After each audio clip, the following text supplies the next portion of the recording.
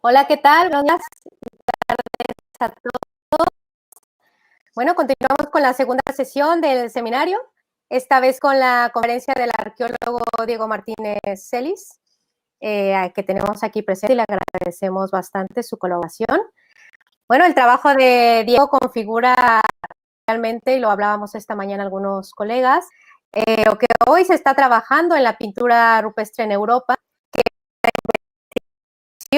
la conservación y la divulgación en conjunto, ¿no? Y que Diego ha trabajado hace ya bastante años. Diego ha estado a la época con todos sus trabajos, ¿no?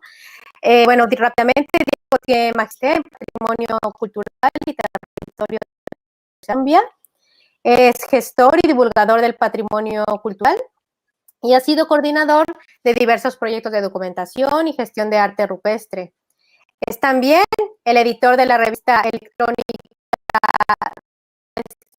web, la cual nos dio a muchos de nosotros la oportunidad de escribir nuestros primeros trabajos y que hoy en día, pues bueno, es una referencia para investigaciones de arte rupestre. Pilar.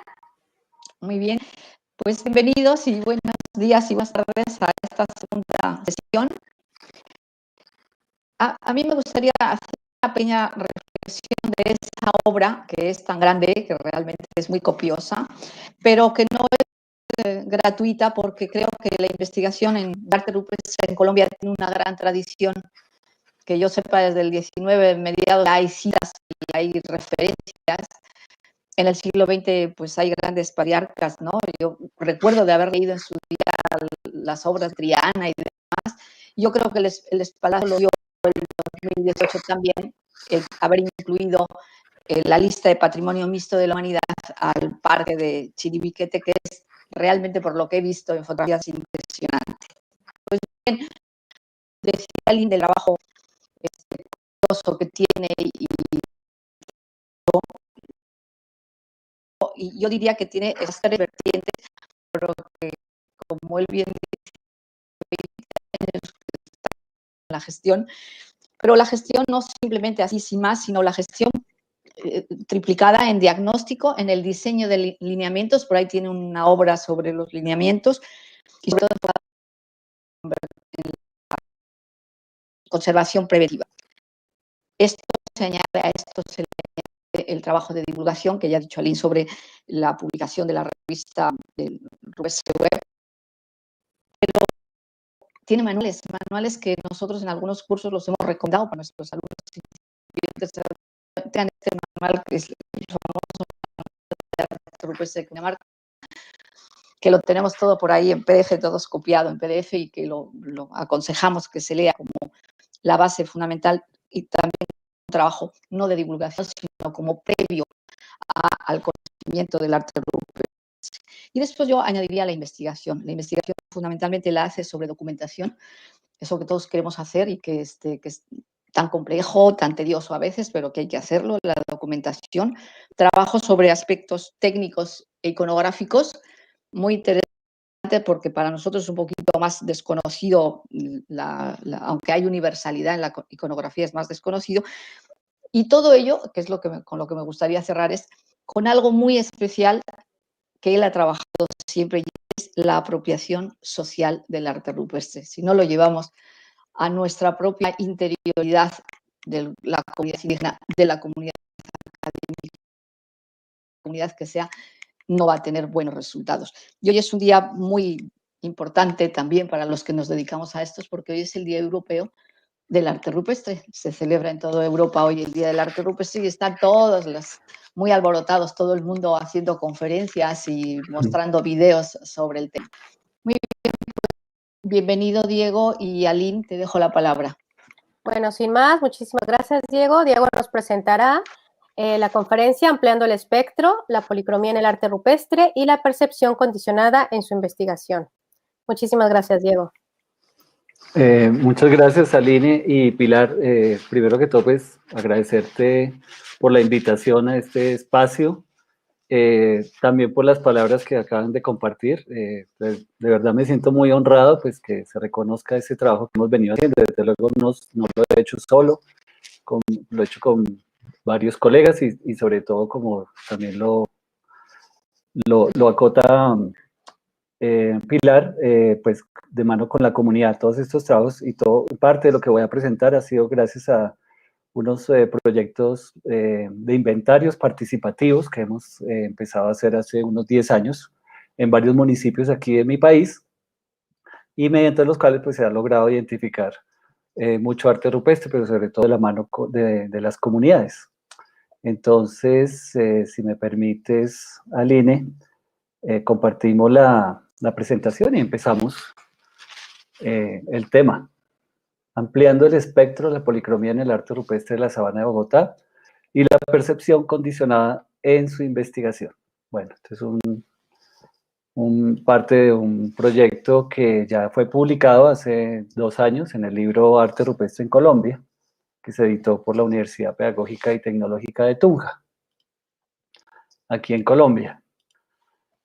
Bueno, el arte rupestre hay que entenderlo como que es solamente uno más de muchas otras formas de expresión que tenían en el pasado los grupos prehispánicos. O sea, cuando hablamos de arte rupestre a veces pensamos que es un universo aparte o que es como el inicio de lo que fue las maneras de expresión gráfica de estos grupos indígenas del pasado, pero realmente hay que entenderlo como parte de un conjunto más amplio en el que también se compartían otro tipo de soportes. Digamos, estos lenguajes se expresaban desde luego en el primer soporte que tenemos a la mano, que es nuestro propio cuerpo, la pintura corporal, la pintura facial. Posiblemente es a través de ahí donde se empieza la necesidad de plasmar mediante gráficos un lenguaje para comunicarnos unos a otros. Desde luego hay otros soportes como la madera, los tejidos, los líticos o la misma cerámica. Muchos de estos ya desaparecieron, digamos, que no han tenido una conservación en el tiempo, y por eso pues ya no tenemos una noción de ellos. Probablemente de todo este gran bagaje de elementos es el arte rupestre el que más ha permanecido por su propia materialidad, que es la piedra. En la piedra pues sabemos que quedaron plasmados tanto pinturas como grabados. En Colombia tenemos estas dos manifestaciones, estas dos versiones, digamos, mediante la pintura, que es agregar un pigmento sobre la roca, y el grabado, que es, al contrario, es sustraer de la superficie el elemento petre para formar también formas o figuras. Entonces, teniendo en cuenta que pues, también en nuestro país tenemos arte rupestre, como en todo el mundo, quiero situarlos primero hacia la zona que vamos a estudiar hoy. Estamos pues en Colombia, la punta noroccidental de Sudamérica. El ramal en el que termina la cordillera de los Andes se distribuye en 3, cordillera central, oriental y occidental. En este caso nos encontramos en la cordillera oriental, donde se encuentra el altiplano cundiboyacense, que es una región que tiene, digamos, se encuentra en promedio los 2.600 metros de altura sobre el nivel del mar y llega hasta unos 4.000 metros en las alturas que le dan, digamos, límite a este territorio. Es un territorio grande que tradicionalmente fue conocido como el territorio muisca, porque pues el grupo que encontraron los españoles en el siglo XVI, pues era mayoritariamente el muisca. Dentro, digamos, del altiplano cundiboyacense tiene tiene varias subregiones, entre ellas está la Sabana de Bogotá, que queda al sur occidente. En la Sabana de Bogotá, pues es el sitio donde se establece la ciudad de Bogotá, pero a sus alrededores es un espacio muy plano, digamos que también tiene en sus límites unas alturas que llegan hasta los 3.200 metros sobre el nivel del mar, pero es más o menos, digamos, el territorio en el que me voy a enfocar, porque esa es la zona de estudio de estos casos de la pintura en policromía. Bueno, para entender un poquito cómo fue el proceso histórico aquí en la Sabana de Bogotá, pues tenemos nociones de que por lo menos hace 10.000 o 12.000 años ya se empezó a poblar. Entonces tenemos una periodización muy general, desde luego, pero que data, digamos, desde el periodo precerámico, después un periodo ya propiamente cerámico, digamos, los de grupos agricultores, como son el periodo Herrera y después un periodo Muisca. En ese periodo Muisca también tiene alguna subdivisión entre el periodo Muisca temprano y el Muisca tardío, y luego pues llega la invasión europea en el siglo XVI, se establece la colonia y finalmente la república, de la cual llevamos ya 200 años. En este espectro, pues como les digo, de unos 12.000 años, pues se encuentra inserto el arte rupestre, pero de una manera muy poco todavía, digámoslo, caracterizada, porque no tenemos ni siquiera una sola fecha en torno a un sitio con arte rupestre aquí en este territorio. Simplemente les quiero mostrar esta secuencia de imágenes, donde vemos alrededor de una piedra con arte rupestre cómo se pueden, digamos, reconocer varios momentos de toda esta gran historia, inclusive desde antes de que llegara el ser humano, quedaron huellas en torno a estos lugares. Por eso simplemente es algo, desde luego, muy ilustrado para recordar que durante el establecimiento de estos 12.000 años en el territorio, pudo haberse realizado el arte rupestre. El periodo precerámico, después de este periodo de los grupos Herrera y Muisca, es probablemente durante este periodo en el que se realizan las pinturas que vamos a ver a continuación. Desde luego tenemos un margen amplio de unos 2.000 años, pero pues es lo que hay hasta ahora, digamos, a nivel arqueológico, pues para podernos contextualizar un poco. Durante el periodo y al momento de la conquista, pues se dan unos cambios muy significativos en todo este territorio, y finalmente, y también se sigue dando arte rupestre. Ahorita les voy a mostrar más adelante unos ejemplos de que el corte que implicó, digamos, la invasión europea no significó una interrupción cultural tan abrupta, porque parece ser que el arte rupestre sí se siguió elaborando. Lo que quiero es que lleguemos a ver que en el presente esas huellas se han ido acumulando y inclusive manifestándose de manera de graffiti, que también sería visto desde, digamos, desde un punto de vista antropológico, podría ser considerado como una forma también de arte rupestre. No, con esto no quiero decir que esté validando esta expresión, sobre todo la que se realiza sobre pinturas más antiguas, pero simplemente traigo a colación como para recordar que seguimos siendo esos mismos seres humanos que plasmaron esas pinturas en el pasado, tenemos las mismas necesidades, solo que nos expresamos mediante otro tipo de lenguaje y por otros medios, ¿no? Pero pues, en todo caso, esta rápida visión de 30.000 años que acabamos de ver en esta secuencia, pues puede verse abocada a la desaparición si no hacemos algo en el presente, ¿no? Finalmente esto ya está sucediendo aquí en nuestro territorio de la Sabana de Bogotá. Desafortunadamente estamos viendo cómo se acaba con sitios físicamente y de manera completa. Hemos visto desaparecer ya muchos sitios. Entonces esto también es un poco un llamado, y esta charla pues busca hacer no solo una denuncia, sino también un llamado pues para seguir valorando estos lugares de una mejor manera y sobre todo percibir los grandes valores patrimoniales que están implícitos en los sitios con arte rupestre. Bueno, ahora sí, entrando a nuestro territorio de la Sabana de Bogotá, lo que se sabe del arte rupestre de la Sabana de Bogotá, como vemos acá, hay una distribución muy diferenciada de lo que son las pinturas y los grabados. Digamos, ahí vemos el límite que está marcado.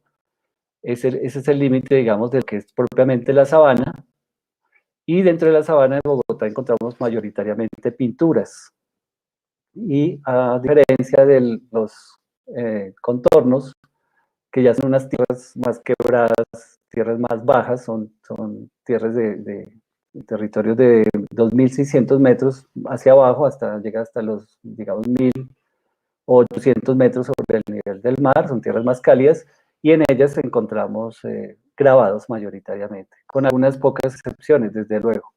Vemos, por ejemplo, que hay un puntico negro en este sector de la sabana de Bogotá y encontramos un petroglifo muy solitario en medio de una región muy amplia de pinturas, y también encontramos alguna que otra pintura aislada en la zona que tiene los petroglifos. ¿Qué sabemos del arte rupestre de la sabana de Bogotá? Mayoritariamente, digamos, en una caracterización desde luego muy general, aquí les traigo pues algunas características que básicamente, como les decía, son pinturas. También se ha dicho que básicamente son de color rojo, que la técnica de su aplicación ha sido mayoritariamente dactilar, que su configuración o iconografía es geométrica, del tipo geométrico abstracto, y que pues, definitivamente son de origen prehispánico, ¿no? Aunque de una cronología más exacta, pues incierta. Por lo tanto, se ha pensado que puede corresponder a los grupos precerámicos, a los grupos Herrera o a los grupos Muiscas. Eso, digamos, de una manera, desde luego, muy reducida, pero se los traigo a colación porque con base en preconceptos es que se ha venido de pronto trabajando y sumando desde nuevas investigaciones a seguir reconfirmando estas características ya preestablecidas.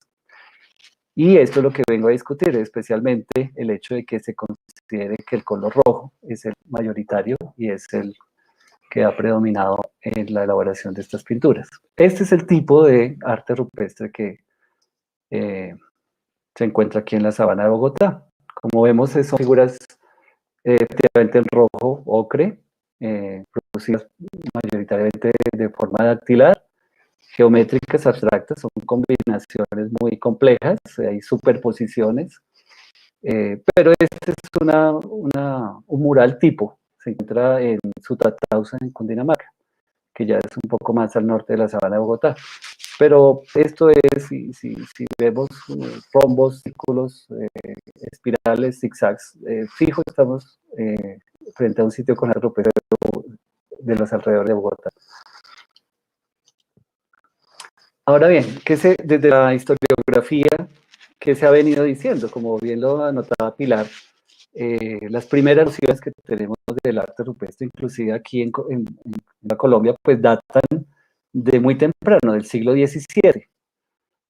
Los primeros cronistas, inclusive el propio Gonzalo Jiménez de Quesada, que fue, pues, digamos, el conquistador que fundó Bogotá, él en sus crónicas, que están perdidas, pero que los cronistas retoman, él hace ya alusión a que ha visto en el territorio figuras que hoy en día consideramos como de arte rupestre. Voy a leerles aquí lo que dice, por ejemplo, Fray Pedro Simón, que fue uno de estos primeros cronistas, quien hacia 1625, pues narra, dice que hállase también esta misma figura de la Santa Cruz, que él estaba haciendo como una observación sobre que las cruces ya las conocían los indígenas antes de ser, digamos, aquí conquistados, entre comillas, porque parece que hay una tradición de que antes hubo un apóstol evangelizador que fue San Bartolomé, Santo Tomás, que les habría enseñado digamos, las escrituras, la fe católica, pero que la perdieron. Luego, finalmente, Fray Pedro Simón dice que la evidencia es que hay cruces en muchas partes del territorio. Y entre ellas, pues, hace alusión a esto. Dice, hace también esta misma figura de la Santa Cruz, bien hecha y formada con un almagre tan fuerte que la antigüedad y las aguas lo han podido borrar en algunas peñas altas que las hallaron hechas cuando entraron los españoles. De que yo he visto algunas cerca del pueblo de Bosa y de Soacha. Él está haciendo referencia a que vio pinturas rojas, por eso menciona el almagre. Esa es como la más temprana relación que tenemos. Ya en el siglo XIX y XX, desde luego empiezan ya a haber nuevos investigadores que ya abordan el estudio del arte rupestre con la visión ya pues moderna, y ellos siguen incidiendo e insistiendo, digo, en la necesidad, digamos, de caracterizar este arte rupestre, y siempre se enfocan en el color rojo. Por ejemplo, José Virgilio Becerra, quien en los años 90, de 1990, dice que él se enfoca en en por qué, cuál es la razón de por qué hay tanto rojo. Entonces dice, el color más empleado en las pictografías de la Tirana fue el rojo. No se sabe si el uso persistente de ese color obedecía a un factor estético o a elementos de concepción exclusivamente religiosa. Esto se los traigo simplemente a colación, aunque Ezequiel Uricoechea, Vicente Restrepo, Miguel Triana, Luis Gisletti, Núñez Jiménez, Pérez de Barradas, Bacelis, Wenceslao Cabrera o Álvaro Botiva, que es quien aparece aquí en este montaje, ellos siempre se enfocaron y caracterizaron mayoritariamente el arte rupestre por el color rojo. Entonces, pues ante esta observación, que, además que se puede aquí comprobar en las transcripciones, ¿no? Aquí vemos, por ejemplo, unas pocas, pero de una muestra más grande, desde luego que tenemos, de transcripciones desde el siglo XIX hasta las que hizo Triana a comienzos de los años 20. Aquí vemos algunas de la Comisión Coreográfica y de José María Gutiérrez de Alba, hacia 1875. Todos hicieron transcripciones de estos con arte rupestre y todos pintaron de rojo las pinturas. Esto pues refuerza ese imaginario de que este es el pigmento predominante. Pero ¿qué pasó? Les voy a contar algo, pues ya es un poco más anecdótico. Hacia el año 2004, con Pedro Arguello, mi colega y amigo, pudimos visitar la zona de Sutatausa y encontramos un abrigo, un semiabrigo rocoso, digámoslo así, donde pudimos observar pinturas de tres tipos de pigmentos, de colores. El rojo, como vemos aquí en este corte, se ve las huellas de color rojo, algunas muestras de blanco y pintura en negro. Entonces, las encontramos desde luego haciendo parte de un mismo conjunto, pero la distribución era interesante porque, digamos, en la parte que daba al exterior, ahí habían prácticamente solo pinturas rojas. Ya el blanco y el negro lo encontramos muy adentro del abrigo, en una parte pues ya donde no entra ni la luz, ni les da pues la humedad, ni tampoco el viento. Eso nos llevó a pensar que probablemente eso se debía a una conservación diferencial, es decir, finalmente no encontramos pintura blanca ni negra en el exterior, simplemente porque pues ahí no se conservó, pero probablemente el mural completo sí poseía los tres colores. Esto lo reconfirmamos aquí a la derecha vemos otro abrigo muy cercano, donde también encontramos muestras del color negro y de blanco junto con el rojo pues, tradicional.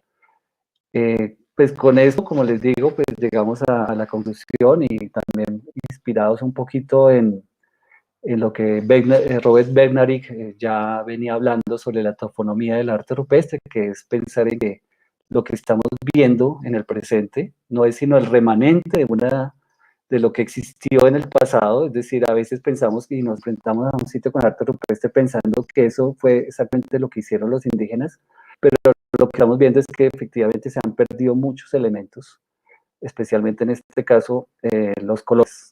Se han perdido los colores que menos resisten a la intemperie y los que menos adhesión tienen al soporte, que son en este ejemplo el blanco y el negro. El rojo sí, pues digamos, se conserva de mucha mejor manera.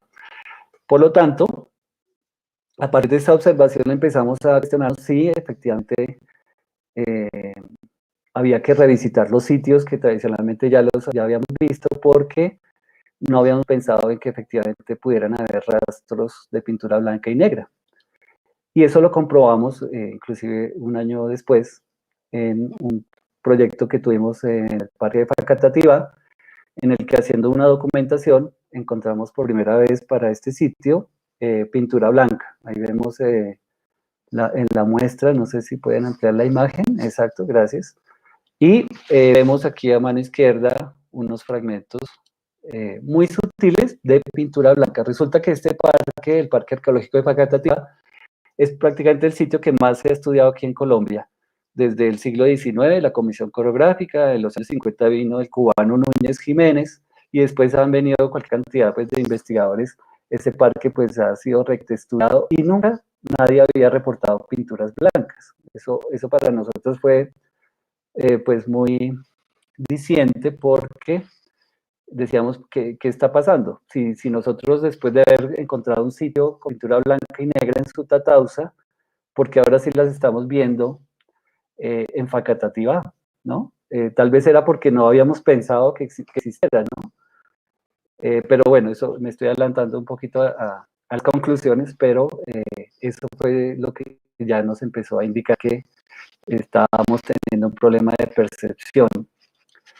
Ahora bien, ya pues lo que quiero es compartirles, porque ya después de ese siguiente hallazgo del 2005 en Facatativá, y gracias a estos proyectos de documentación participativa, logramos empezar a encontrar muchos más casos. El método que utilizamos es el tradicional Stretch, mediante el cual es posible hacer una separación, digamos, de canales de color, y definitivamente nos ayuda a ver mucho más de lo que observamos a simple vista. Los que conocen esta aplicación saben pues la maravilla que es, y de buena vez aprovecho para darle un agradecimiento al profesor John Harman, quien fue quien creó esta gran herramienta y la puso a disposición del público de manera gratuita. Esto ha sido, pues, digamos, un gran avance que se ha hecho posible gracias también a esa generosidad del profesor Harman. ¿Qué encontramos? Les voy a mostrar algunos casos. En Tenjo, por ejemplo, en Tenjo, Cundinamarca, encontramos un caso de el rojo sobre amarillo. En este caso ya había sido advertido unos años antes, pero haciéndole el desestretch logramos encontrar unos sectores más. Como podemos ver, se trata de pintura amarilla y con superposición de rojo. Incluso en algunos de esos sectores del amarillo, pues ahí simplemente como a manera un poquito anecdótica, yo muestro cómo parece como los objetos de la orfebrería muisca calada, que se pueden ver en el Museo del Oro, que es orfebrería de esta región, y pues parecería, ¿no?, poder representar también por el color amarillo que le da el énfasis y como su semejanza con el oro. Pero bueno, más allá de eso, lo que quiero mostrar es que aquí hubo dos momentos de elaboración o de que se plasmó la pintura sobre la piedra. Definitivamente hubo un primer momento en el que se plasmó amarillo y un segundo en el que se plasmó el rojo. No sabemos con cuánto tiempo de diferencia. Pudo haber sido un día o pudieron haber sido siglos entre uno y el otro. Aquí lo importante es por lo menos notar que tenemos un pequeño indicio de cierta diacronía, digamos, en la elaboración de este mural. Y también pues en una riqueza cromática pues que hasta ahora venía siendo, no se sospechaba que pudiera existir. En Boyacá, Dinamarca, también en el año 2015 encontramos un mural que era muy difícil de observar, inclusive pues a simple vista solo logramos percibir el rojo. Ya haciéndole los filtros del desestretch, vemos por ejemplo en la parte de arriba que efectivamente tiene pues los punteados geométricos, etcétera, pues clásicos, digamos, del arte rupestre aquí de la sabana, y abajo vemos en naranja como resaltó una figura que era imposible de ver a simple vista. Ahí vemos una pequeña transcripción, ¿no?, desde luego no muy precisa, pero en la transcripción se logra ver que son un par de antropomorfos con unos tocados, y esto pues efectivamente nos da también a pensar que hubo dos momentos de elaboración de este arte rupestre, y que no son coincidentes, es decir, la pintura naranja se puso sobre la roja, sobrepasando figuras que existían, y por lo tanto, por lo tanto, pues también hay una diacronía aquí en este caso. Esta policromía en Cucunúa la encontramos con los amigos del Centro de Historia de Sutatausa, y vemos que también existe el mural rojo clásico, con algo de manchones y escurrimientos, pero se sobrepuso una figura blanca, también que tiene como otra iconografía diferente, porque el de atrás es muy geométrico, abstracto, y la iconografía del blanco es el antropomorfo, pues que sí difiere un poco desde abajo, ¿no? Igualmente vemos aquí una diacronía. En Suezca, Cundinamarca, es el caso tal vez más evidente, porque a simple vista sí fue posible observar que estas figuras en rojo ocre pues están rellenadas, digamos que sí, como si fueran unos esqueletos los colores rojos, y el amarillo se rellena el resto, y pues haciéndole el desestrecho es mucho más evidente cómo conjuga. Aquí en este caso sí hablamos de sincronía, porque hay una consciente forma de armonizar ambos colores para darle, finalmente, la apariencia final a la pintura, ¿no? De este caso voy a hablar más adelante porque tiene algo interesante en el contexto, sobre todo del entorno. En Zipacón, Cundinamarca, pues este es otro caso especial porque ustedes ven en la parte de arriba a la derecha, ahí hay una transcripción del siglo XIX, de álbum de Liborio Cerda. En esta transcripción se dibujan las pinturas, pero solo en rojo, o sea, no se aplican ahí otro color, no se hace ninguna diferenciación.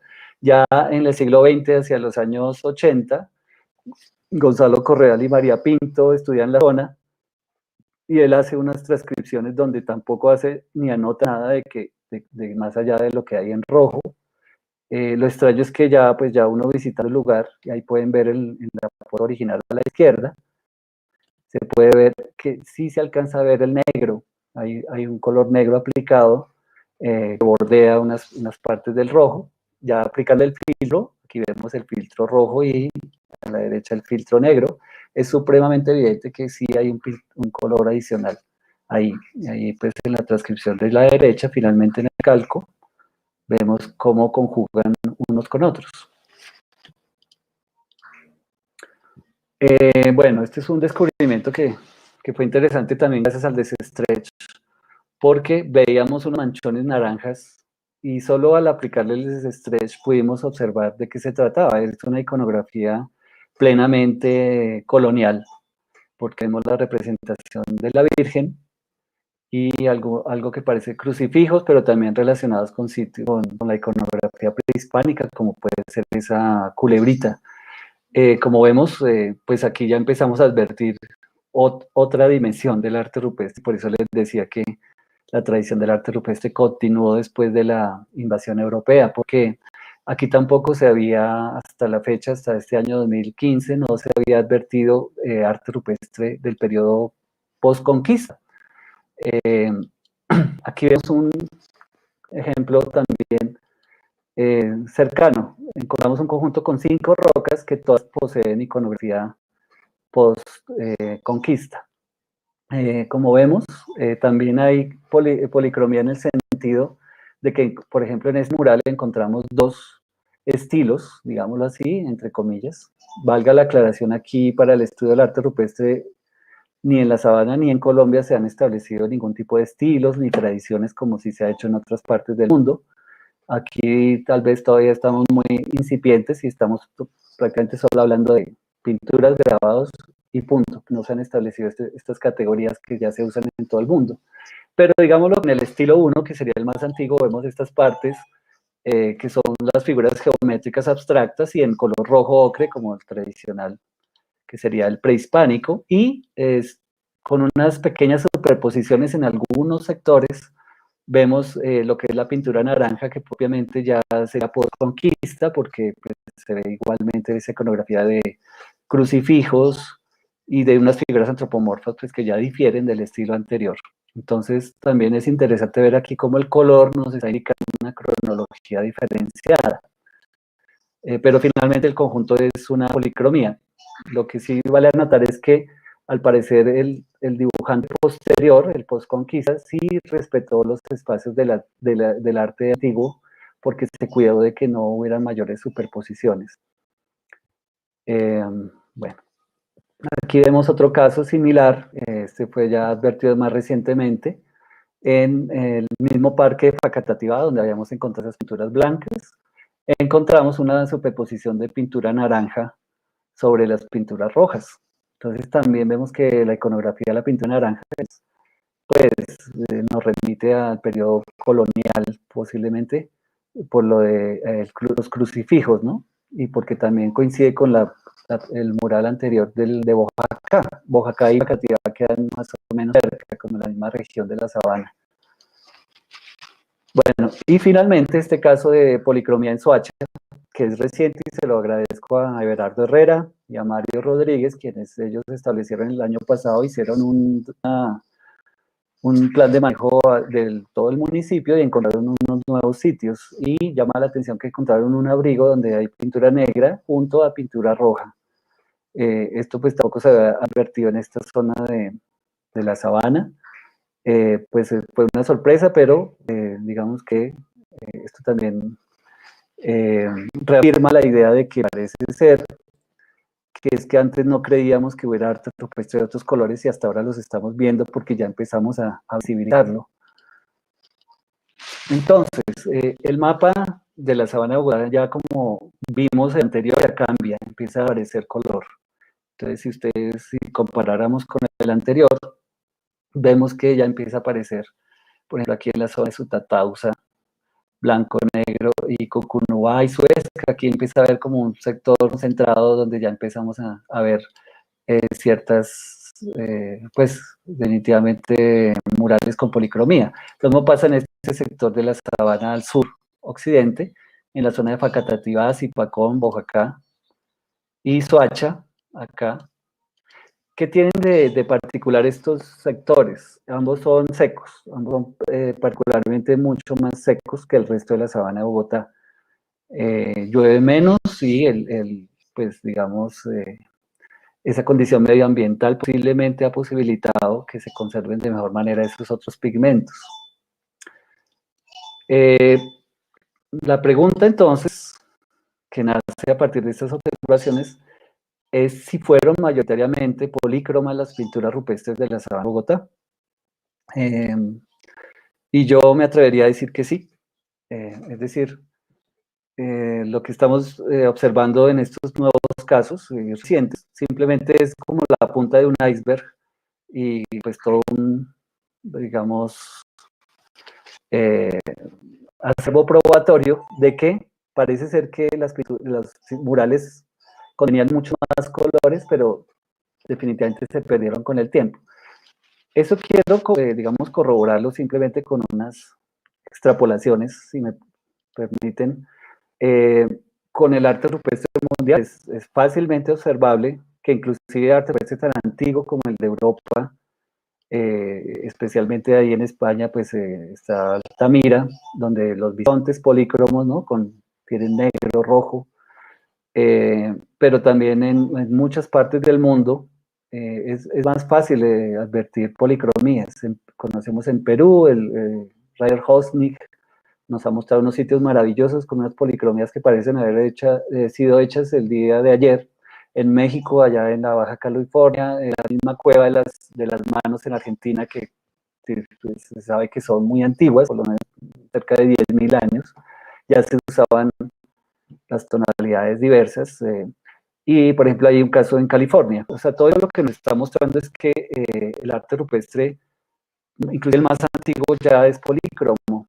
Entonces no tiene nada raro que un arte rupestre más reciente también haya seguido continuando pues con la tradición, porque los indígenas pues tenían el conocimiento de producir muchos colores. Esto también, digamos, valdría aquí hacer la comparación con dos sitios arqueológicos en Colombia que, aunque no son propiamente arte rupestre como nosotros lo conocemos, pero pues finalmente son elaboraciones hechas sobre piedras, y es el caso de San Agustín en el Huila, donde unos sitios, digamos, que fueron descubiertos en los años 90, como este que es el del Purután, aquí abajo a la derecha, vemos que se encontró dos sitios donde las estatuas están plenamente decoradas con pintura negra, blanca, amarilla y roja. Arriba vemos la transcripción que hace el maestro César Velandia de otras pinturas, de otras esculturas donde se han encontrado algunos pigmentos y rastros de pigmentos de otros colores. Aquí a la izquierda vemos un sarcófago donde también las lajas decoradas todavía conservan algunas muestras. Resulta que San Agustín duró pues toda la vida bajo tierra porque son monumentos funerarios. Solamente hasta hace 150, 100 años se empieza a sacar a la luz San Agustín y se empieza a perder los pigmentos que posiblemente todavía conservaron estando enterradas. Al momento que salen a la luz sabemos que estos pigmentos son muy frágiles y se van desapareciendo. Por eso prácticamente se podría afirmar que todo San Agustín era policromo. De esto también vale pues que hay un trabajo de Catalina Bateman muy interesante donde ella hace el análisis de muchos casos de policromías en la estatuaria de San Agustín.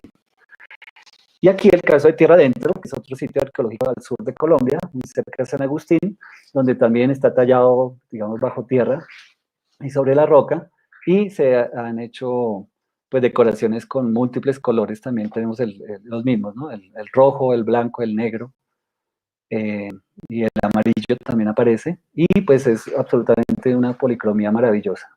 Entonces, estos dos sitios, pues vale aclarar, son patrimonio de humanidad. Ahora bien, ¿cuál es la tesis? O sea, lo que se propone y es lo que pasa, porque ¿cuál es esa diferenciación entre el rojo y los demás colores? Resulta que pues, básicamente se deben a una conservación diferencial, como ya les había comentado, y que si vemos en esta gráfica, en el eje vertical, vemos, digamos, el grado de conservación. Entre más conservado esté un sitio, pues es más visible, desde luego, pero en la línea, en el eje horizontal, vemos la línea del tiempo, es decir, que en el pasado esa conservación y esa visibilidad eran más altas. Pero en el presente ya han ido decayendo lo que son estas curvas de degradación, que cada pigmento tiene su propia curva. Digamos, aquí está, simplemente esto es un modelo teórico, pero lo que quiero mostrar es que, por ejemplo, el pigmento rojo tiene una curva de degradación mucho más amplia, es decir, todavía se conserva. Aquí estamos en el ojito, en el presente, estamos viendo todavía que la monocromía todavía se conserva. Mientras que los otros colores, perdón, la monocromía del rojo ocre, mientras que los otros colores ya esa curva decayó y prácticamente ya hoy en el presente se ven muy pocos ejemplos porque ya no existen, se perdieron ya con el tiempo. ¿Qué pasará al futuro? En el futuro lo más seguro es que ese rojo ocre predominante también se termine desapareciendo, definitivamente va a desaparecer, pero en este momento estamos observando lo que podemos visualizar aquí en este horizonte de sucesos, digámoslo así. ¿Y por qué se está dando esto? O sea, no solo es por la conservación diferenciada de los pigmentos, sino también porque el hecho de que antes no lo hayamos visto no es solo gracias al desestrecho, también es porque no los habíamos pensado. O sea, aquí lo que yo propongo es que los investigadores hemos tenido una percepción condicionada, porque durante la historia de la investigación, como les mostré, siempre se habló del rojo, del rojo, del rojo, y parece ser que como que nadie advirtió los otros colores, no, simplemente que cuando íbamos a campo no los encontrábamos. Yo recuerdo mucho un profesor que nos hablaba de cómo encontrar los sitios con arte rupestre a la distancia, y él siempre hacía énfasis en que las piedras se veían como ya con color, ¿no? Se veían como coloreadas, digamos coloradas a la distancia, y que eso era indicador de que ahí había pintura rupestre. Desde luego nos estábamos enfocando en el rojo, pero entonces lo que estoy queriendo aquí mostrar un poquito es que frente a unas policromías, si no creemos o no sabemos que pueden haber otros colores, pues solo vamos a distinguir los que estábamos pensando que en este caso era el rojo. En la parte de abajo está un ejemplo un poco quizás más diciente de cómo en un descubrimiento reciente, digamos una fotografía que se tomó de un agujero negro, tal vez ustedes recuerdan que el año pasado fue una gran noticia científica, que por primera vez se puede fotografiar un agujero negro. La cuestión es interesante porque resulta que los agujeros negros eran construcciones, pero primero de todo, unas construcciones teóricas. Fueron unas singularidades del universo que desde la teoría de la relatividad de Einstein, pues él predijo, ¿no?, que debían existir agujeros negros. Y primero fue una construcción matemática, y solo hasta casi 100 años después es que se logra tomar una fotografía y efectivamente corroborar que sí existían. Esto es interesante porque nos muestra cómo es esta lógica digamos, de la percepción y del conocimiento, donde prácticamente estamos confirmando que primero hay que pensar las cosas del mundo para poderlas encontrar el mismo, ¿no? Ahora bien, ya para ir cerrando, es importante anotar, por ejemplo, que el hecho de advertir que las policromías son muy sutiles, porque los pigmentos con los que está hecho, por ejemplo, el color blanco, que suelen ser kaolines, o el negro, que son dióxidos de magnesio, son mucho menos resistentes y se adhieren mucho menos a la superficie rocosa, pero todavía pueden existir pequeños y muy sutiles evidencias. Cuando vemos una estratigrafía horizontal, como en este caso a la derecha vemos, por ejemplo, el sustrato rocoso y la superposición, digamos, de colores, el rojo, el amarillo, pero también la superposición, por ejemplo, de una pátina formada por una capa orgánica y una capa mineral. Vemos que todos estos elementos son importantísimos porque si lo vemos desde una lógica arqueológica, podríamos equipararla a la estratigrafía, que tradicionalmente se aplica para el estudio arqueológico. Esa estratigrafía mural es importante porque es lo que nos daría la posibilidad de estudios técnicos y sobre todo para la datación y también entender las técnicas de aplicación de estos pigmentos. Por lo tanto, lo que quiero con esto es reafirmar como la fragilidad que tienen los sitios con arte rupestre, porque a pesar de que no veamos los colores, probablemente todavía estén ahí y hayan pequeñas evidencias que a veces se suelen perder cuando se hacen trabajos, por ejemplo, de restauración. A veces se llega ahí, por ejemplo, para eliminar graffiti, simplemente se pasa por encima también de lo que pudo haber estado debajo del graffiti, que son evidencias muy sutiles. Y para la eliminación de la microflora, en este caso los líquenes o ciertos hongos, donde que se suelen eliminar simplemente porque se consideran que son afectaciones sobre los sitios con arte rupestre, y pues no necesariamente debe ser así, ¿no? Perdón, hijo, bájale un poquito, qué pena. Tengo a mi hijo acá jugando y no me deja escuchar. Bueno, lo anterior es importante porque si quiero, digamos, dar a entender que los sitios con arte rupestre son muy complejos, no es solamente el arte rupestre, no solamente la pintura y el grabado, sino también todas las huellas que se han superpuesto a ellas, a estos, y por lo tanto se pueden entender como palimpsestos. Un palimpsesto es algo que ha ido acumulando huellas de diferentes momentos que básicamente es esa calidad la que nos da la historicidad del lugar. Y también, como les decía en el caso anterior de Suezca, es importante tener en cuenta que los pigmentos que se han conservado hasta el presente se deben en gran parte a un equilibrio con el medio ambiente. Sobre todo esos pigmentos más sutiles, como en este caso vemos esta policromía de Suezca, donde el amarillo se conservó, es evidente que tiene que ver con la conservación del medio ambiente. En este caso nos encontramos en un bosque subxerofítico, que es propio de la sabana de Bogotá, donde hay ya relictos que están acabando, afortunadamente, pero gracias a que se ha conservado ese ecosistema, creemos y consideramos que también se han conservado las pinturas, es decir, esa relación es íntima y se da además posiblemente porque en esta zona se sabe que este ecosistema es muy antiguo, tiene por lo menos data del Pleistoceno. La sabana de Bogotá en gran parte del Pleistoceno fue así como lo vemos en esta fotografía. Después hubo cambios, pero en algunas islas conservó esta característica. Por lo tanto, donde se ha conservado el medio ambiente, se han conservado las pinturas y pues las policromías. Y bueno, con esto creo que termino. Ya espero no haber pasado el tiempo y estaré atento a las preguntas y a aclarar algunas